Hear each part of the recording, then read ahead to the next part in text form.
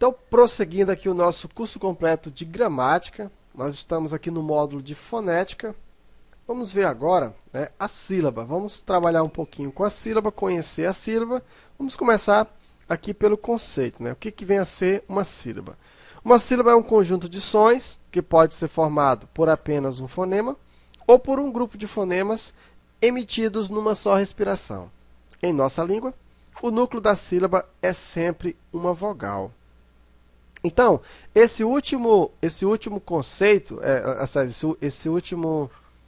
última parte aqui desse conceito diz que o núcleo da sílaba é sempre uma vogal.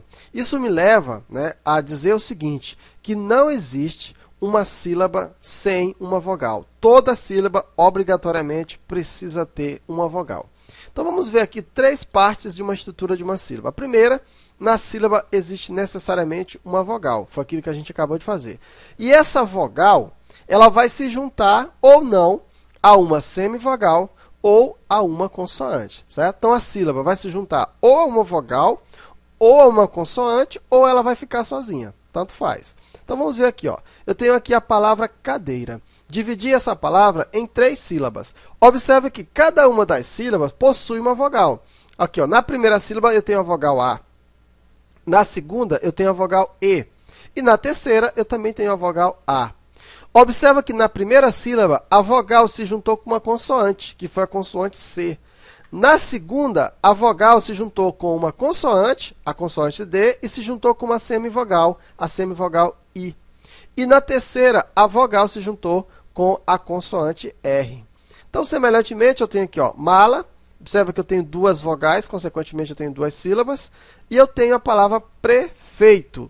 Veja, aqui na palavra prefeito, eu tenho, ó, uma vogal, duas vogais, três vogais. Então, se eu tenho três vogais, eu tenho três sílabas.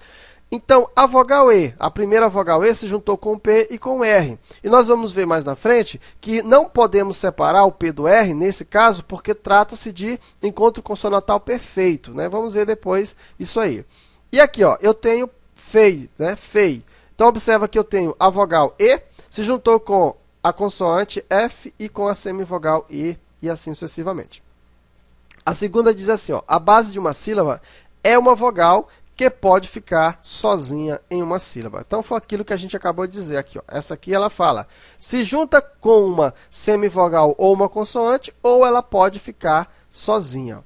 Observa que aqui, ó, eu tenho uma sílaba sozinha, ó, uma vogal sozinha, formando aqui uma sílaba. Aqui também, ó, eu tenho uma vogal sozinha, formando uma sílaba. Aqui eu tenho duas vogais que estão sozinhas, formando sílaba, o A e o I. E na terceira, a regra diz que em cada sílaba há somente uma vogal. Logo, em uma palavra, o número de sílabas é o número de vogais.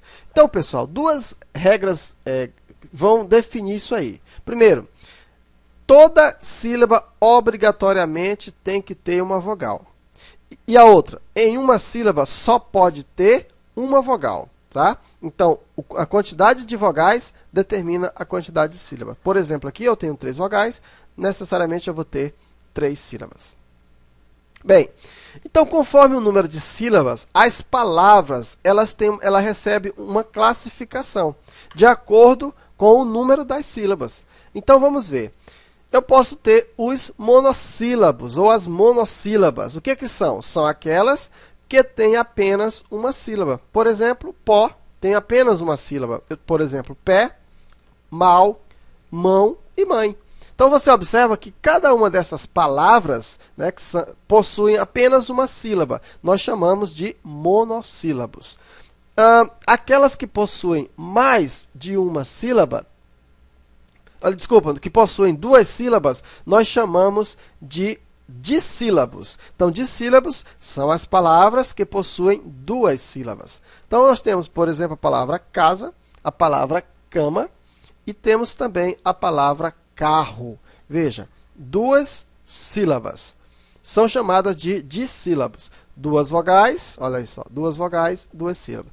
Temos ainda as trissílabas. Trissílabas são aquelas formadas por três sílabas. Então, eu tenho, por exemplo, a palavra paletó. Observa, tem, ó, paletó. Então, três sílabas. Tem a palavra macaco, três sílabas. Palavra saída, três sílabas. Ok? E tem também aquelas formadas por mais, né, por 4 ou mais sílabas. E nós chamamos de polissílabos. Poli, várias sílabas. Então, por exemplo, a palavra cartolina e a palavra graviola. Então, veja, palavras formadas por 4 sílabas são chamadas de polissílaba. 4 ou mais sílabas nós chamamos de polissílabas. Então, aqui nós vimos a classificação das palavras quanto o número de sílabas. Agora nós vamos ver quanto a intensidade, né, da sílaba mais forte, ou seja, da sílaba tônica. Então, nós vamos ver. Quanto à intensidade, a sílaba ela pode ser tônica. O que é a sílaba tônica? É a sílaba mais forte de uma palavra. Só existe uma sílaba tônica em cada palavra. Eu tenho, por exemplo, a palavra celular. A palavra celular, qual é a sílaba mais forte? É a sílaba lá. Para você saber a sílaba mais forte de uma palavra, basta você chamar aquela palavra. Celular. Ó, a sílaba que você demorar mais é a sílaba mais forte. Essa sílaba mais forte nós chamamos de sílaba tônica, tá? Livro. Livro. Observa que o li é a sílaba mais forte. Mesa e amor. Amor, certo? Então, o mor é a sílaba mais forte. Então, a sílaba mais forte, aquela que é pronunciada com maior intensidade, nós chamamos de sílaba tônica. As demais, ou seja, todas as outras sílabas que não são tônicas, são denominadas de sílabas átonas. Por exemplo, na palavra celular, as sílabas átonas são o sé e o lu, né? São sílabas átonas. Livro, a sílaba mais fraca é o li. E em mesa, a sílaba mais fraca é o me. E amor, a sílaba mais fraca é o a. Ok? Subtônica. Então, existe, além da sílaba tônica e além da sílaba átona, existe um intermediário, né, que é chamada de subtônica. Subtônica é a sílaba de intensidade intermediária. Ela não é tão intensa como a tônica e nem tão fraca como a átona. Então, geralmente, ocorre nas palavras derivadas, correspondendo à tônica da palavra primitiva. Por exemplo, pessoal, a palavra café, né, ela vai dar origem a uma palavra chamada cafezinho. Quando você coloca café no diminutivo, você vai ter a palavra cafezinho. Só que a palavra primitiva, café, a sílaba mais forte é o fé, que é a sílaba tônica, tanto que é acentuada, né? Mas na hora que você transforma essa palavra para cafezinho, você observa que o fé, ele não é tão fraco, mas ele também não é tão forte como o zin. A sílaba mais forte aqui é o zin, né? Cafezinho, mas o fé continua um pouquinho forte. Então, essa sílaba intermediária chamamos de sílaba subtônica, né? Esse conceito ele já está praticamente em desuso, né? Não se usa muito mais esse conceito. A gente está colocando aqui só para você conhecer. Então, vimos aqui quanto à intensidade, como que a sílaba pode ser. E existe uma classificação, certo? Em relação a isso, ó. Quanto à tonicidade, as palavras podem ser. Então, aqui foi a classificação da sílaba, quanto à intensidade. Agora, a classificação da palavra quanto à tonicidade. E aí, as palavras são classificadas de 3 formas. Primeiro, são as oxítonas. Palavras oxítonas são as palavras cuja sílaba tônica é a última.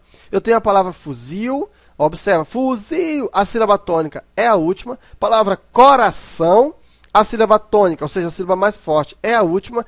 Palavra balão, cipó, calor, né, e assim sucessivamente. Você observa, onde a sílaba tônica é a última, então essa é chamada de oxítona. Temos também as paroxítonas. Paroxítonas são as palavras cuja sílaba tônica é a penúltima. Para a classificação das palavras quanto à tonicidade, só nos interessa 3 posições da sílaba: a última, a penúltima e a antepenúltima. Então, quando a sílaba tônica é a penúltima, ela é classificada como paroxítona.